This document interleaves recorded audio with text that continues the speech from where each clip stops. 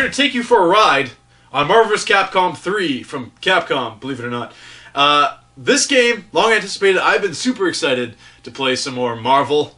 And here it is. Of course, we have, it's no longer sprite-based. We have, I think, 32 fighters or something like that. It's in 34 fighters. Thank you. And it's in full 3D. The game has a very stylistic look to it, almost like a comic book kind of style, cel-shading, not quite cool aesthetic to it.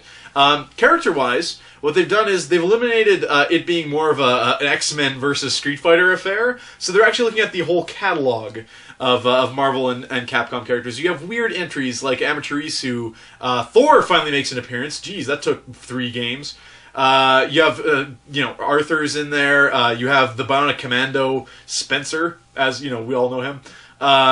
MODOK over on the Marvel side, Dormammu. There's going to be some DLC characters, which I'll get to later. But the game itself, how does it play? Well, 3-on-3 again.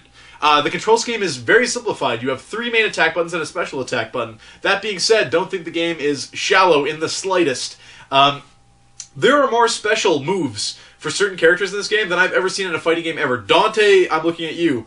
He has moves. You can play as Dante for hours on end, which I have, and not experience all the different tricks he can pull out. Like, you're like, oh, if I actually do a launch in the air and then push that button again with that semicircle, he actually does the sword flippy thing that he's had since forever. That's awesome. He has every single move you could imagine Dante having. He has all his little tricks and stuff from Devil May Cry 3, and I'm only talking about one character. I'm talking about just Dante right here. Imagine all the characters like this. So it's not as a technical fighter as say a Street Fighter, Super Street Fighter 4 or something like that. It's more of a rushdown game and all about comboing and air comboing. And when you actually pull some stuff off, you feel like the man. Let me tell you what.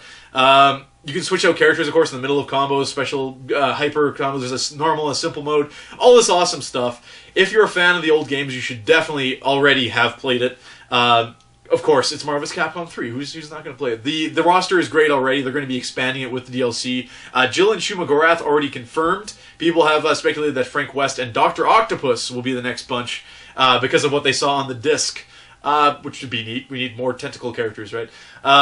But the thing is, I mean, they already know they're going to sell like hotcakes. This is Marvel vs. Capcom. They're going to sell. Why make you pay for these things that have been unlockable in previous games? Especially costumes, which will be a costume pack coming out pretty soon, which is just bleeding your wallet dry. There's something called Shadow Mode, which is online, which is very neat, in which producers of the game or very skilled players will actually be able to upload their ghost data and fight it. Well, how does that make sense? Well, what it essentially comes down to is as you play the game, this is the same with the 3DS Street Fighter, which we'll be reviewing later in the month.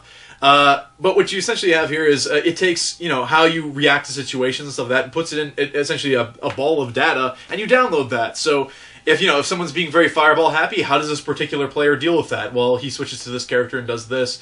So it's almost like you're at 2 in the morning. You could be playing a producer of the game, kind of. Again, I said the roster is awesome. There's cool little comic book things at the end of each arcade mode. Kind of shallow in game modes, but I mean, as shallow as a Street Fighter would be, which I, of course, adore. So you have your arcade mode, your versus. You have mission mode, which is essentially trial mode. You get to learn some combos. The first 2 levels, super easy. It's like throw a fireball. Then it's like, now do an 8-part air combo. You're like, oh, right on. And of course, there's so many different characters to learn with 32, and you're using 3 at the same time. 34, sorry.